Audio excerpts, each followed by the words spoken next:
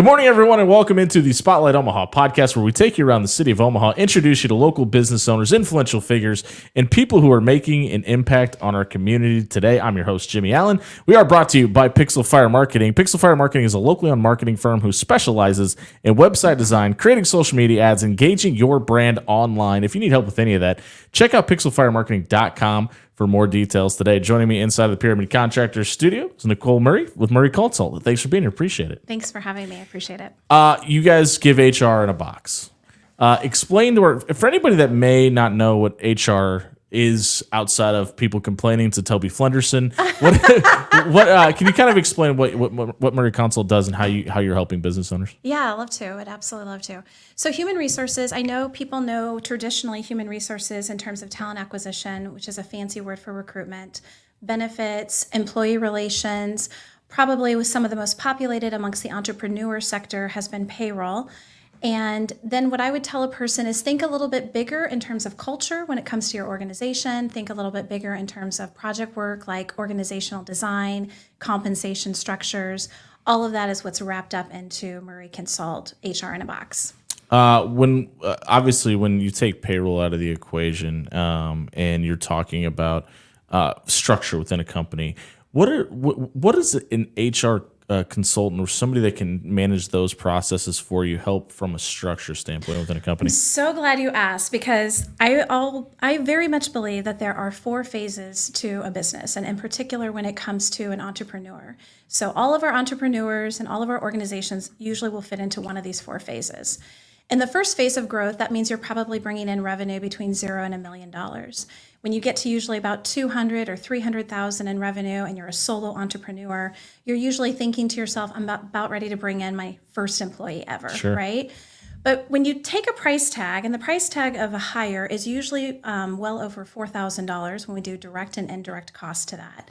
And you actually start sitting down and looking exactly what does that first employee need to be. Most of your entrepreneurs think that it need to be an administrative person, which is why we have so many virtual assistants today, right? At the end of the day. But I would challenge an entrepreneur to sit down and maybe do a one-on-one 90-minute strategy session of HR in a box that I offer, and we can actually go through a workforce planning to see, would that actually be the best bet for you, right? Is it a virtual assistant person? Maybe it looks like a marketing manager. Maybe it's a business developer for you. That's phase 1. Right? Can you walk us through, and obviously broad strokes, I'm sure it takes a little longer than the half hour we have allotted to us here. Can you just give us an inside look at what that process kind of looks like in that conversation? Yeah, no, great question. I would tell a person we're looking at probably an hour and a half of sitting down and taking a look at all of the tasks and duties that you do today and what are some of those tasks and duties that we can maybe offload onto somebody else. And again, most of your people are probably going to say it's going to be administrative work that we can offload. But if we really start diving a little bit more into it, that's where I think we would probably come up with some opportunities of bringing in maybe a second employee who can help support you in other factors and other ways than being the person who maybe puts your calendar together, make sure that you're at where you need to be at according to your time on that calendar. I know, for example, the most recent one-on-one 90-minute strategy session that I did was somebody who goes into speaking engagements, and they were looking to hire their first person.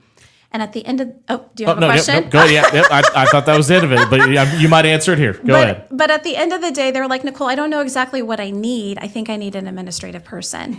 When in reality, what they actually needed was a marketing manager, somebody who could take the time and actually do their social media, somebody who could take the time and actually go in and putting all of the carousels and all of the thought planning that needs to go into putting a marketing strategy together. And that was actually going to free up quite a bit of her time to then allow this entrepreneur to be able to still do the finance piece, still do the actual speaking event, still do the business development side of things. How often are you talking to folks that don't hire like that? How often are you being hired before that initial first employee? Is that pretty regular?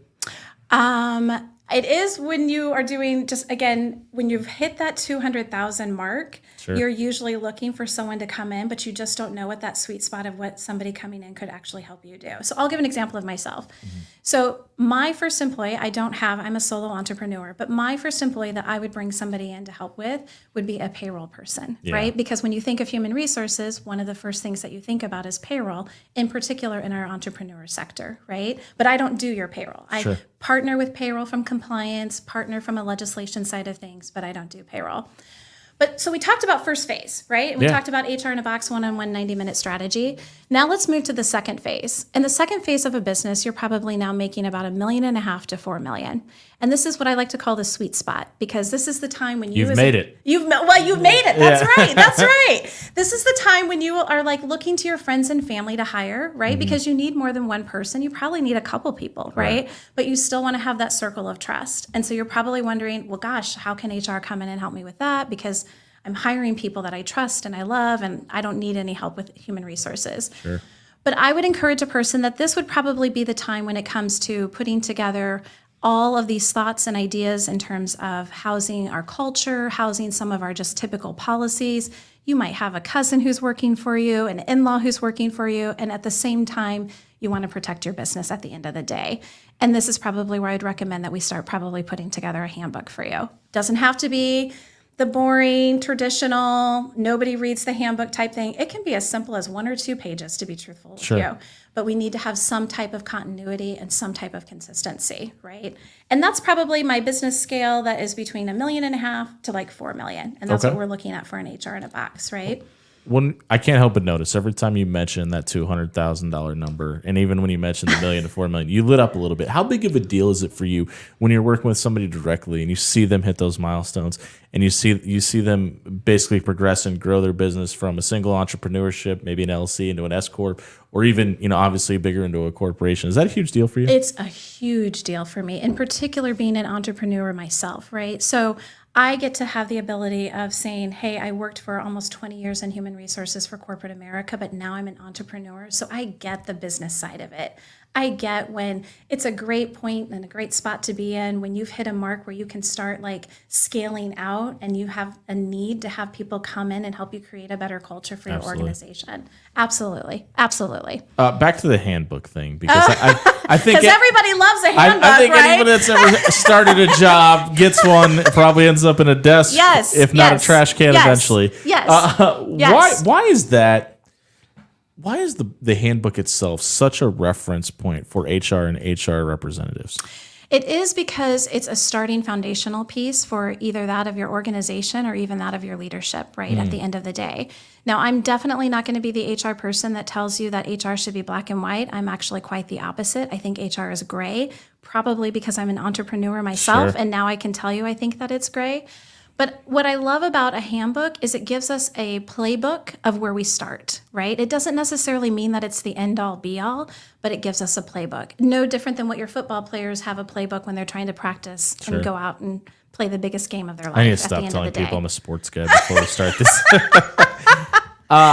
I have to ask, I mean, from obviously the legal sense, that's kind of the important part, right? Hey, we've given this to you. It's in writing. We're essentially binding into this contract together. That's got to be the biggest part of it, right? It is. It's a huge piece. And it's a piece that needs to be well thought out. So it's not anything that I love AI. We all love AI. AI has helped all of us with our jobs today. I'm sure of it. But I don't know that I would tell ChatGPT to put together a handbook for me at the end of the day, right? So while people are always fearful of the fact that AI is going to perform their job, that is one of those pieces when it comes to human resources that, no, I don't think that we can ask ChatGPT to put together a handbook for us and still feel like we're protected. You mentioned it. You obviously come in at different phases in multiple different companies to help folks out. What are some people surprised to hear that Murry Consult offers, and what are some things that you've kind of noticed that have kind of been consistent through your current clients? Yeah, that's a great question. I would probably say the piece that people are most surprised about is when you walk into a room and you have solo entrepreneurs and they're like, oh my gosh, the HR lady's here. There's nothing here for me that she's going to tell me about. And at the end of the day, when I start talking to them like, hey, let me help you with a strategy of what workforce planning may look like for you. Let me help you with trying to put together some of your workflows and your processes so that they will later be used, even if you're not necessarily ready for them today. Because when it hits and you blow up, it's going to hit and you're not going to have a chance to go back and redo some of these things. We're catching up with Nicole Murry, Murry Consult here on the Spotlight Omaha podcast, brought to you by Pixel Fire Marketing inside the Pyramid Contractor Studio. I want to ask about you personally. You decided to start this venture in 2023. It's been a little over a year now. Why was it the right time a year ago to start this? And what was kind of the backing to push you in this direction? So I think the best phrase that was given to me was when I was working permanently full-time in HR and I was doing some light consulting on the side. And I had gone to that particular client and that CEO and said, hey, I'm going to go out on my own and try to make something on my own of this. And he said, that's great, because what you have right now is a hobby. Is a hobby is what you have. And I'm like, whoa, Yeah. I've done a lot of great projects for you. And this Sure. is just a hobby. And he goes, meaning you haven't had the ability or the opportunity to invest 100% of yourself into it. That's right. You have to go all in. And at the end of the day, no true words could have been truer. And any entrepreneur understands what that is like. If you are trying to balance, like, I need a paycheck because I got to pay my bills, but at the end of the day, I want to start this dream and this vision that I have. It's hard to do. But you also have to take the leap of faith at some point. And this is kind of a personal thing for me, because I decided to quit my day job back in December and focus on my broadcasting career fully. Yep. I don't think you like. There's so much fear's been the biggest topic in this room when we're talking about entrepreneurship and starting a business. Sure. It is basically the single word that has been brought up in all 158 episodes of this podcast now, and it's one of those things that I don't. It's so hard to look at. Hey, I've got to pay my bills to. Could I be paying my bills more comfortably by getting out of this situation, looking at a different avenue? Is that something that you've run across when you're talking to entrepreneurs as well? 100%. I definitely think you can certainly tell there are different facets of our entrepreneurs, right? We have some of our entrepreneurs who just took a leap of faith and they didn't necessarily have a business plan or have an agenda. They just went out and did it. And I admire people like that. That is not going to be Nicole Murry with Murry Consult. Then there are some other entrepreneurs who are like, hey, I actually had to like save some money, put some money away because I knew I wasn't right out of the gate. It was going to be a light switch and have all these clients funneling in. And I knew I was going to need to have money to pay my bills at the end of the day. But a little bit of a personal note, what I would tell you, Jimmy, is that my husband and I actually paid off over $154,000 worth of debt prior to me going into my entrepreneur That journey, helps. right? It helps a lot. It helps a lot. So I always tell people when folks come to me and they're like, hey, Nicole, I'm so envious of what you're doing. And I think, but guys, we put in the time for 3 years living on beans and rice, AKA, as a Dave Ramsey person would say, there you go, there you go. And at the end of the day, could I be here today in front of you if I hadn't have done that? No, I couldn't. I have to ask, because we often see whenever somebody's on a weight loss journey and they're successful, whenever somebody's on a financial journey and they're successful, when somebody starts a business and they're successful, you often see other branches of their life becoming more successful. Do you, I mean, it's probably hard to attribute 100%. Do you attribute a lot of it to your debt loss journey into starting your business? 100%. I contribute all of it because, again, I'm that person who also has bills to pay at the end of the day, knowing that the a lot less these days. A lot less these days. That's right. Knowing that the light switch wasn't going to go on and a wealth of clients were going to start coming through the door, and having to figure out how do we go from 2 incomes to living off of just 1 income at the end of the day, right? Yeah. And so, again, I cannot stress enough that had we not have had the ability to spend those 3 years and beans and rice atmosphere, if you will, I don't know that Murry Consult would have ever taken off. And it probably still would be a hustle today or a hobby. Yeah. If and you mentioned your husband, how much of a role does he play in the business, if at all? Not at all, except for the fact that he is our.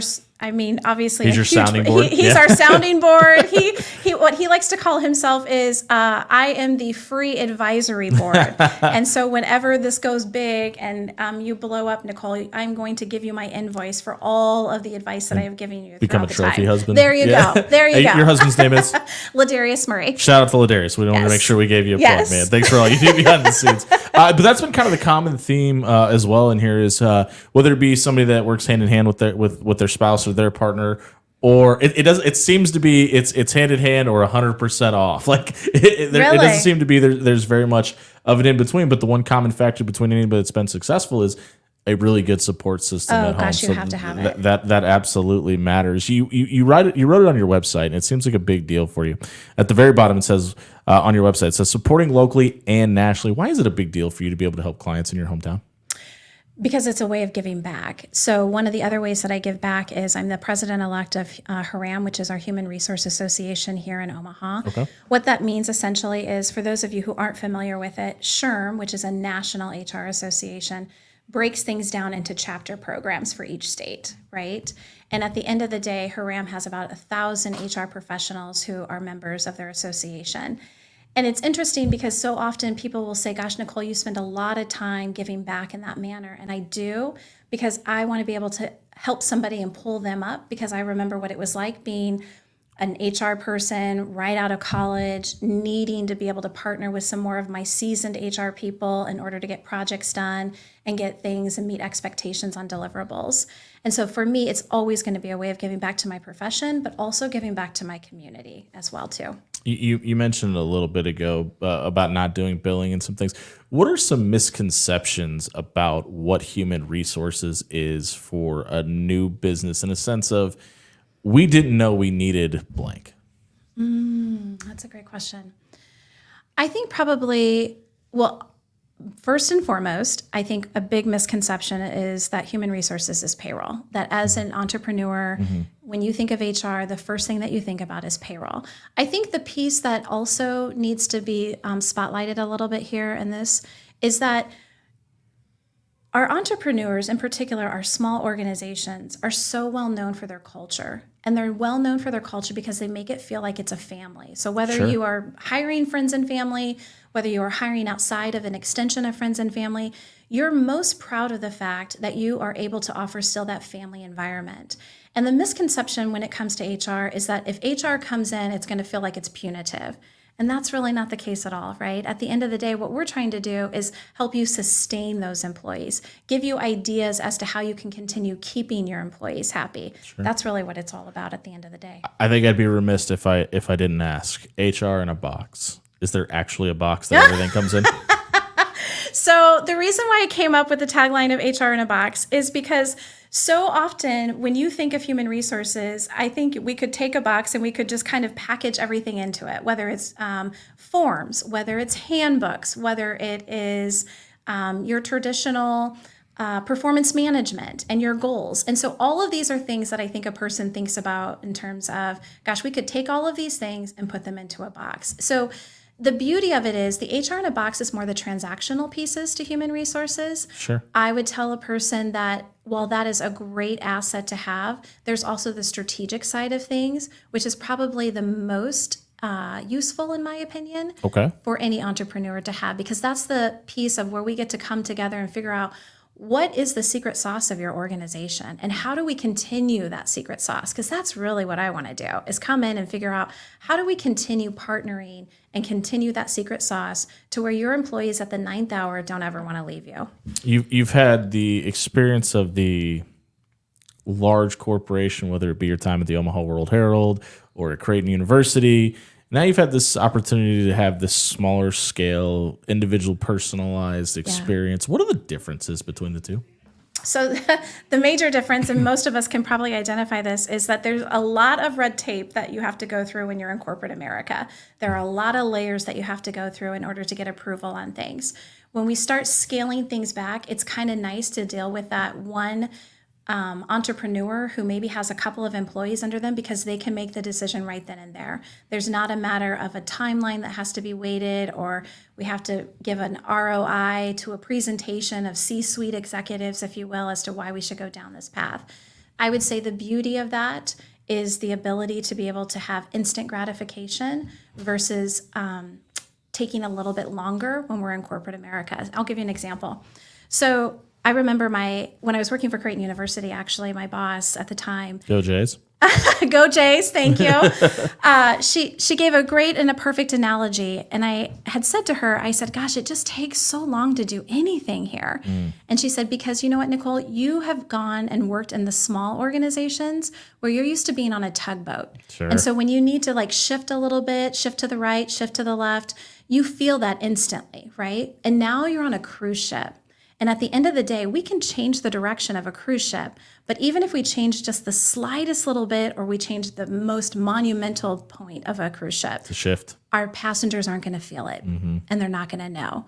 And that's the piece that's also a big difference, right? Is that your employees in a large organization sometimes don't see and feel all of the behind the scenes things that you're doing. When you're on a tugboat and you're in a small organization, they instantly feel it. I want to talk about you for a minute, and we're catching up with Nicole Murry of Murry Consult here on the Spotlight Omaha podcast, brought to you by Pixel Fire Marketing inside the Pyramid Contractors Studio. We talk about getting out of debt, going on that 3-year journey. Yes. Being a wife. Yes. Being a mom. Yes. Being a business owner. Yes. Being an HR representative. How do you balance all of that? I think through friends, family, and faith at the end of the day, right? Because Probably a few other F words in there. But sure. Sure. Because I wouldn't be able to be where I am without my faith, but I need the support of my friends and family as well too. So definitely friends, family, and faith. You've mentioned it a couple times, and it's probably a mute concept when we talk about other people hiring. But we've talked about fear a little bit in this episode. One of the biggest fears that keeps being brought up is hiring somebody else and giving somebody else the ability to represent you, your name, your family's income, et cetera. What does growth in hiring look like for you in the future? For Murry Consult, or that is a great question. And I don't know at the end of the day that I would be able to give a strategic visionary to that. And the reason why I say that is because you're not there yet. I'm not there yet, but I am very selective, like so many of our entrepreneurs, that I want to do the work because I know the work that's being put out at the end of the day. It is a huge deal. It's a huge deal. So it would be very challenging for me to bring somebody in, except for that payroll person, because I'm not going to do payroll. So we could use that payroll person. Not a big fan of numbers. Not a huge fan of numbers, even though my older brother's a CFO, but not a huge fan of numbers. And his name is your older brother? He lives on the East Coast. It's Courtney Ford. Shout out to Courtney. But I would tell a person that all the more reason as to why I'm able to identify with that entrepreneur, because I know what that feels like at the end of the day. It's a little different. What does growth look like then if it's not hiring somebody else? I mean, we talked about it. You do have a national presence as well. Is it having the finger on the pulse of Omaha, but being maybe a little more cognizant or in touch with what's going on outside of the city? Well, I always want to have a finger and know the pulse points when it comes to our community, and in particular when it comes to the trends of human resources. The piece that I love about being on a national level, to be truthful with you, is the ability to recognize that, for example, my client in Texas, the things that I do for him look and feel a little bit different because it's not Nebraska. Yeah. So let me give you an example. So when we're talking about different types of policies and structures, he's not having to worry about winters, right? And so we don't necessarily have to worry about what does attendance policies look like if we have a bad weather, if you will, versus what we do here in Nebraska. Because it rains 6 times a year in Dallas. There you go. There you go. And I think that only helps broaden my ability to be able to partner with so many different facets of our people here in this community, but also beyond. Have you worked with anybody internationally, and is that something you'd like to work on? I haven't. I would love to work with someone internationally at the end of the day, but no, I haven't. That'd be cool. That'd be really cool. We talked about growth. What does long-term success look like in your opinion? Long-term success is Murry Consult is doing well in regards to how I would define well is my clients are happy. And I don't know if that is a few clients or a lot of clients. I'm able to balance the opportunity then as well of being a wife and a mom and a member of Haram. And ultimately just being able to look beyond and know that I had successfully been able to complete the world of entrepreneurship, which is something that's been a dream. We're kind of getting close to the point where we like to shut it down for the day. Is there anything about Murry Consult that we haven't mentioned, that people should know about? I just think that at the end of the day, I know what the traditional thoughts have been about human resources. We've all heard them before, whether it's you think of HR as being an advocate for the employee or a liability barrier for the organization. And what I would encourage someone to think about with Murry Consult and HR in a Box is that we're doing things a little bit untraditional. And so if you're interested in doing human resources in an untraditional path, you should probably give me a call. And you can find the website at scrolling across the bottom of your screen now, murryconsult.com. You can also get a hold of Nicole at 402-650-1767. If you have any HR questions or just want to see what HR in a Box looks like, you can also find some great success stories from her current clients on her website as well. You finished your first podcast. How do you think you did? Oh, my goodness. I hope I did well. Thank you. You did great. Thank you so much for being here. We greatly appreciate it. That was Nicole Murry with Murry Consult here on the Spotlight Omaha podcast, brought to you by Pixel Fire Marketing inside the Pyramid Contractor Studio. We'll be back at 11 tomorrow. Thank you so much to everybody that joined us here on social media today. We'll see you tomorrow at 11.